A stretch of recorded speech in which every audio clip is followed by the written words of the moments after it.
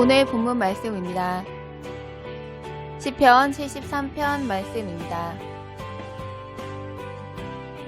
하나님이 참으로 이스라엘 중 마음이 정결한 자에게 선을 행하시나 나는 거의 실족할 뻔하였고 내 걸음이 미끄러질 뻔하였으니 이는 내가 악인의 형통함을 보고 오만한 자를 질시하였음이로다. 저희는 죽는 때에도 고통이 없고 그 힘도 건강하며 타인과 같은 고난이 없고 타인과 같은 재앙도 없나니 그러므로 교만이 저희 목걸이요 강포가 저희의 입는 옷이며 살찜으로 저희 눈이 솟아나며 저희 소득은 마음의 소원보다 진하며 저희는 능욕하며 악하게 압제하여 말하며 거만히 말하며 저희 입은 하늘에 두고 저희 혀는 땅에 두루 다니도다. 그러므로 그 백성이 이리로 돌아와서 잔에 가득한 물을 다 마시며 말하기를 하나님이 어찌 알랴 지극히 높은 자에게 지식이 있으랴 하도다.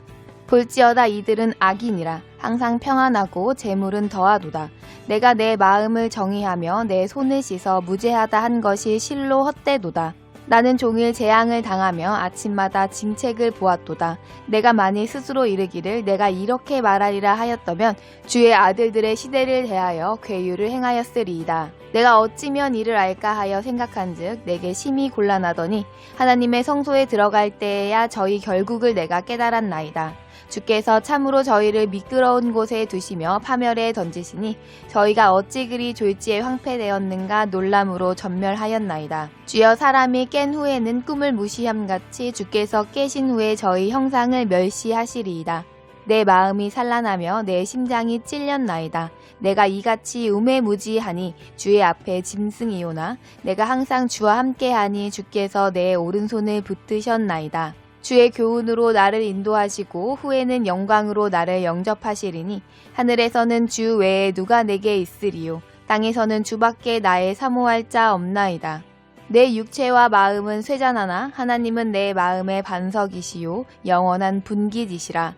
대저 주를 멀리하는 자는 망하리니 음녀같이 주를 떠난 자를 주께서 다 멸하셨나이다. 하나님께 가까이함이 내게 복이라. 내가 주 여호와를 나의 피난처로 삼아 주의 모든 행사를 전파하리이다. 아멘. 사람은 누구나 살면서 크고 작은 위기를 맞을 때도 있습니다. 우리가 겪는 위기들은 그저 위기 그 자체로 끝나는 것이 아니라 이 위기를 잘 극복하는 과정에서 무언가 귀한 것을 얻기도 합니다. 하나님의 자녀인 우리들도 여러 가지 위기들을 마주할 수 있습니다. 이때 성령님께 의지하여 지혜로 위기를 잘 극복하면 하나님께서 우리를 향하신 뜻을 조금씩 알아가게 되는 은혜를 받게 됩니다. 시편 73편은 이런 위기와 그 위기를 극복하게 하시는 은혜의 말씀입니다.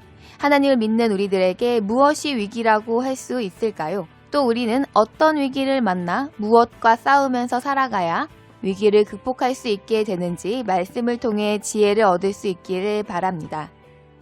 오늘 본문은 어떤 위기를 만나 어떻게 극복했는가를 보여주고 있습니다. 이 위기, 즉 시험은 무엇입니까? 야고보서 1장에서는 여러 가지 시험을 만나나 온전히 기쁘게 여기라 하시며 시험을 참는 자는 복이 있다고 말씀하셨습니다.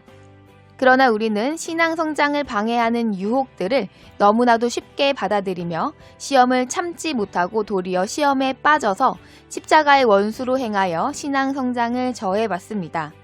이는 신자들의 삶에서 대적의 정체를 분명히 알지 못함입니다. 고린도전서 9장에서 바울 사도는 다름질하기를 향방 없는 것 같이 아니하고 싸우기를 허공치는 것 같이 아니한다고 말씀하셨습니다. 우리들은 하나님의 자녀로 하나님의 생각, 즉 영의 생각으로만 인도하심을 받아야 하는데 육신의 생각에 끌려 자신의 유익함을 쫓음으로 죄를 향하여 달려가 버린다면 이것이 바로 다름질을 향방 없이 하는 것입니다. 우리의 달려가는 길은 방향이 분명해야 합니다. 하나님의 자녀로서의 방향으로 변함없이 달려가야 합니다. 육신의 생각대로 만족함을 추구하는 이들은 형통하고 부유하며 뜻대로 다 이루어지는 듯해 보인다고 본문 4절부터 11절에는 기록하고 있습니다. 하나님을 향하여서 지극히 높은 자에게 지식이 없다고 감히 말하면서도 형통하고 고난이 없는 악인들의 삶과 달리 하나님의 백성으로 혹시라도 죄를 범할까 하루 종일 자신을 채찍질하면서 고난을 당하는 의인의 인내는 헛되어 보이는 것이 당연할지도 모릅니다. 그럼에도 의인은 신앙의 갈등을 인내하며 스스로 자기 길을 정하지 않고 하나님의 뜻 알기를 갈망합니다. 하나님의 백성에게 하나님은 그 성소에 들어갈 때 결국 진리를 깨닫는 은혜를 주신다고 시편 기자는 전하고 있습니다. 17절에서 기자는 하나님의 성소에 들어갈 때에야 그들의 결국을 깨달았다고 합니다.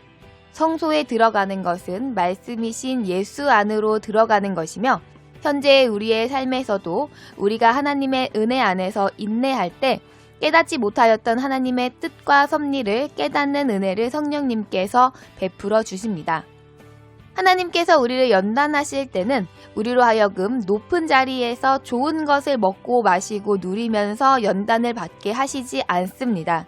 예수님처럼 철저하게 자신을 버려야 하는 자리까지 내려가게 하심으로 우리의 삶이 형통하고 부유하여 굳이 하나님을 찾지 않아도 되는 삶이라면 과연 복이 있는 자의 삶인지 생각해 보아야 합니다. 20절에는 하나님의 잠잠하심은 오래 참으심임을 시인은 찬양합니다.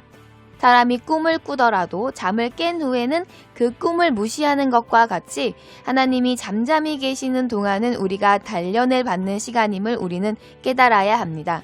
그래서 우리는 하나님이 잠잠히 기다려주시는 이때에 하나님 알기를 더욱 힘써야만 합니다. 하나님을 알고자 하고 찾고자 하는 인내나 고난이 전혀 없이 무엇이든지 형통하고 장래의 일이 전혀 두렵지 않다면 이것은 결코 좋은 일이 아니라는 것을 믿어야 합니다. 그러므로 우리는 신령과 진정의 예배를 모두 신실하고 진실하게 드려야 합니다. 말씀을 듣는 공적인 예배에서 말씀을 주의하여 듣고 마음에 모셨다면 교회 밖에서의 삶은 그 말씀을 그대로 실천하는 삶으로 살아야 합니다. 모두가 함께 드리는 신령의 예배에서 아무리 거룩하고 구별된 모습으로 예배를 드리고 교회에서 훌륭한 모습을 보였다고 해도 교회 밖에서의 삶이 전혀 하나님의 말씀과 무관하다면 우리는 과연 한 방향을 향해서 달려가고 있다고 말할 수 있을지 생각해 보아야 합니다. 교회 밖에서 내가 사모하고 얻기 위하여 달려가고 있는 것이 무엇입니까? 돈이나 명예, 권력과 애정 같은 육신적인 것이라면 우리는 일정한 방향 없이 그때그때 좋게 여겨지는 대로 달려가는 어리석은 사람입니다. 하나님은 이스라엘 중 마음이 정결한 자에게 선을 행하신다고 본문 1절에서는 말씀하셨습니다. 우리가 하나님의 말씀을 들을 수 있는 것도 하나님께서 우리에게 선을 행하시는 것입니다. 그러나 인간의 마음은 어느 누구도 정결하다고 말할 수 없습니다. 정결한 마음은 오로지 예수 그리스도의 마음뿐입니다. 그러므로 우리는 예수님의 마음과 같은 마음을 얻기 위해 예수님과 같이 자신을 깨끗게 해야 합니다. 예수님과 같은 마음일 때 예수님과 같은 하나님의 자녀의 삶을 살아갈 수 있게 될 것입니다. 그러므로 그 과정이 쉽고 간단하게 이루어진다고 생각할 수 없는 것 또한 당연한 것입니다. 그저 삶이 형통하고 아무런 고난이나 갈등이나 시험도 없다면 우리는 오히려 우리의 향방 없이 달려가는 모습조차 깨달을 수 없을 것입니다. 낮은 자리에서 고난을 받을 때 우리는 예수님의 마음을 알게 되고 깨닫게 되어 예수님과 같은 마음으로 변화를 받을 때 비로소 하나님께서 이스라엘 중 마음이 정결한 자에게 선을 베푸심을 맛보게 될 것입니다. 우리가 왜 시험에 들게 됩니까? 우리가 만일 아무도 없는 곳에서 홀로 산다면 시험에 들지 않을 것입니다. 세상에서 이웃을 무시하고 압제하고 강포를 행하면서도 그 행사가 형통하고 좋은 것을 누리는 악인의 모습을 보기 때문에 시험에 드는 것입니다. 그들이 누리는 세상적인 부유함과 높은 위치에 있는 것처럼 보이는 그들을 부러워하기 때문에 우리들이 시험에 드는 것입니다. 또한 하나님의 말씀에 순종하지 않는 이유는 왜입니까? 하나님께 순종해도 유익한 것이 없다고 생각하고 판단하기 때문입니다. 그렇다면 우리는 무엇을 사모하는 사람이라고 할 수 있습니까?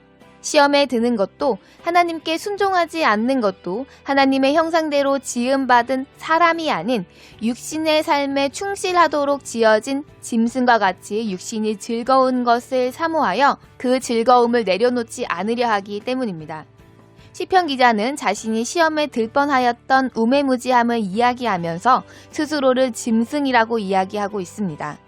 우리는 과연 무엇을 사모하고 있습니까? 하나님께서 지금 잠잠하셔도 그 잠잠하심이 영원하지 않을 것임을 믿어야 합니다. 우리의 육체를 보호해 주심은 십자가로 거듭난 새 생명을 제대로 기르려 하심이며, 지금 잠잠하심은 우리로 정결한 주의 자녀로 온전히 장성하게 하시는 은혜입니다. 우리는 우리에게 공평하게 주어진 시간을 아껴야 합니다. 그리하여 하나님이 예수님과 함께 우리를 나타내실 그때에 자녀로 나타내실 수 있는 길을 지금 정하여 한 방향으로 다름질하여 완주해야 합니다.